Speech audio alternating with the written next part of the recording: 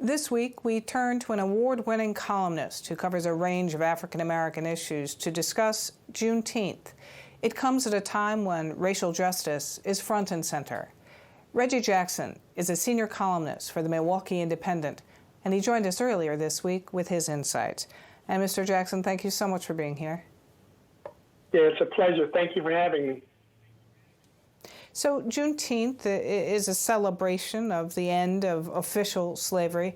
This year, of course, COVID stifles the celebratory nature of it, along with global demonstrations against racism and police brutality. As to the protests, you have said, quote, "We have not suddenly reached the breaking point. Each day is a breaking point for us." How so? Well, when we talk about the things that are currently occurring that, the world is paying attention to, these are things that those of us in the communities of color, particularly African Americans, these are things that we've experienced for many, many years.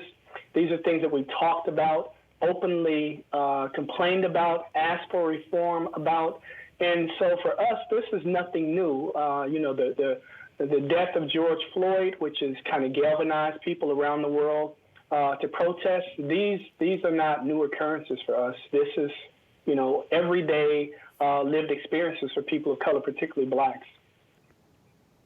You've also said this, quote, "We want change.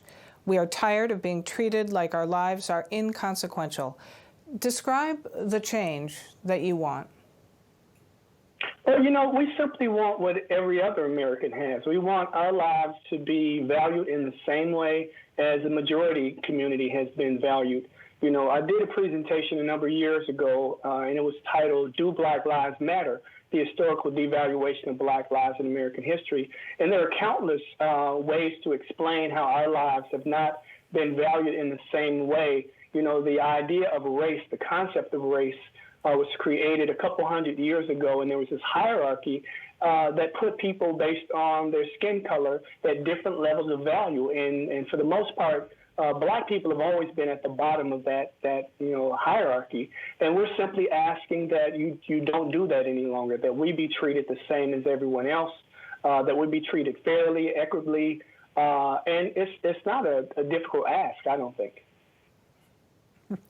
What is your hope and expectation about seeing consequential change or that change even by the next Juneteenth day or even in our lifetimes?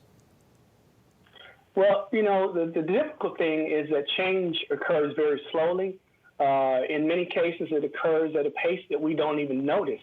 And so it appears that no change is occurring, no progress is being made. But ultimately, I think the answer to your question is when we revisit this year, this Juneteenth, a year from now, we look back and we'll ask what has really changed in a consequential way. We know the protests will be over. We know that we'll go back to business as usual as a nation, but what will people do once they stop protesting? What will they do within their institutions that they work in? What will our elected officials do to change the patterns and practices of institutional racism in our country? Those are the things that we're going to be paying very close attention to, not just the talk. A lot of people can talk the talk, but will they be willing to walk the walk? Do you feel as though at this moment in time that finally the voices that have so long been decrying white supremacy are being heard? Yeah, I think those voices which have been silenced for so long are being heard in a way that they've never been heard before. And I think one of the incredible things about it is that there are other voices that are joining that conversation saying the same things. As I've been doing work traveling around the nation the last several years in particular, I have noticed a shift in the way white people talk about racism. There's been a shift in what white people want to learn about their history. And they have willingly admitted to me in many places, small rural towns throughout Wisconsin that I've traveled to, that, racism is a serious problem.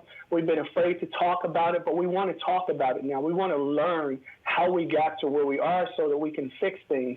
And, these are things that communities of color have been asking whites to join us in that fight for many, many years. And we're beginning to see that at a level we've never seen before. Thank you. Thank you. We're all glad to hear that, and may we keep moving forward.